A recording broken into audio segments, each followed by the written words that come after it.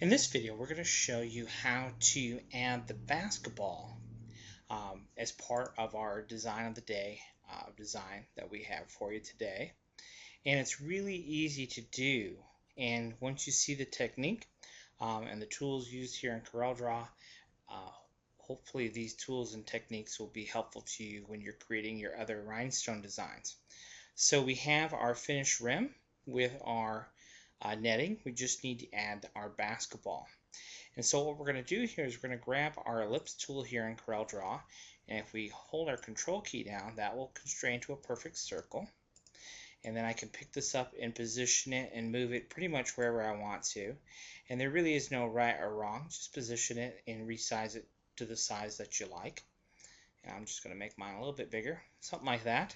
Now, where the basketball outline overlaps our netting, we're going to cut that part of our basketball away. So before we do that though, over here in our object manager, we have to keep in mind that the basketball outline cannot be edited until it's a curve. Right now it's an ellipse. So we're going to hit Control Q on our keyboard. That will convert it to a curve, and then we can edit that curve with our shape tool here in CorelDRAW. So there is our shape tool. So where the overlap occurs, we're going to double click on the outline.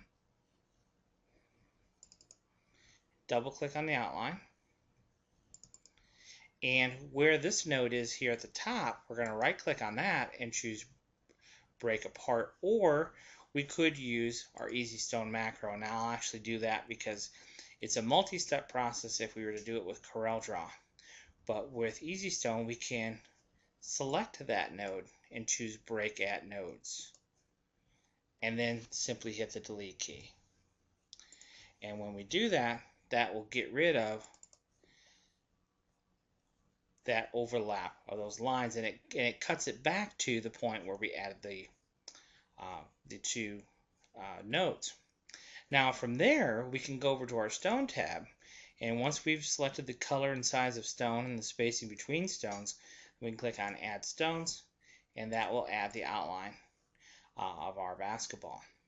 So then if we look back at the original design, we have to add these extra lines to represent our basketball. And those are pretty straightforward to do. So what we're going to do here is we're going to come in here and grab our pen tool here in CorelDRAW, and we're just going to come in here and let's go ahead and click on that stone there, and we'll click on one of these down here.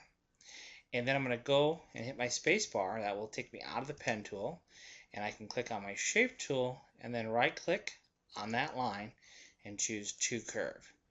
And we go ahead and curve that line as much or as little as we want. And again, we'll choose Add Stones to add those stones. So then we need a little line that goes along the bottom here. And again, we'll use our pen tool for that.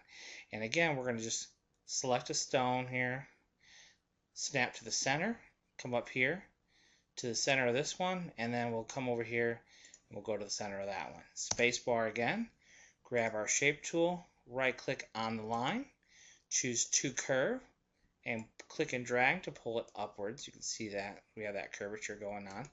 Right click on the line, to curve, and same thing. Just kind of give it a little bit of curvature. Now if we're not happy with any one of these points, we can just kind of come in here and select, like maybe I'll select this one and we'll give it more of a curve like that. I could move this up if I wanted to, which I don't. I think I'm going to just put it back down here. So you can kind of reposition this however you want to. Now, let me add a series of stones to that line. So I click on Add Stones, and you can see if you look closely right here where the intersection happens, this is where most Rhinestone softwares lets us down, is how it deals with these intersections. You can see right now it's not dealing with it very well at all. So what we're going to do here is we're going to clear those stones out, and we're going to tell it, hey, this is what I want.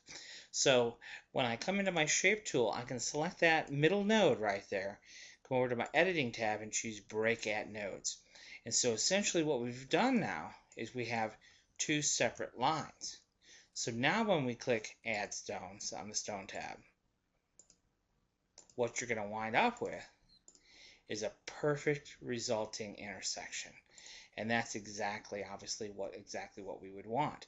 So we'll go back to our pen tool here, and again, we're just going to come, you can kind of just come in here and pick, and we'll pick another one, and we'll, any one of these. This is no right or wrong way to do this.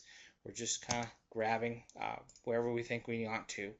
Now this one we're going to do a little bit differently. We're going to select both of these line segments. So we're going to come way outside, make a selection of both of those line segments, and click this button right here, Convert to Curve.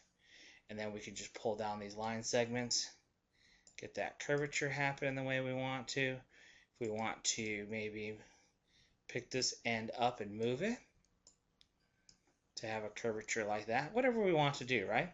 And just like before, we'll grab our shape tool. We'll split that line in two right at that node. So we'll come to the editing tab and choose break at nodes. That's why that function exists.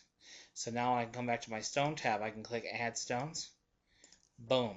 And look at that intersection. Perfect intersection. And that's obviously exactly what we would want. And then so we have one last little segment to do here. So we'll go ahead and grab our pen tool again. And again, we'll come in here and we'll just kind of pick wherever we want to. Something like that. Go ahead and grab our shape tool, select those two line segments, convert to curve, and then we'll pull that segment, and we'll pull that segment, and there we have a nice little deal there. We'll select the center node and come to the editing tab, break at nodes, and back to the stone tab and add stones. And again, perfect intersection, exactly what we would want.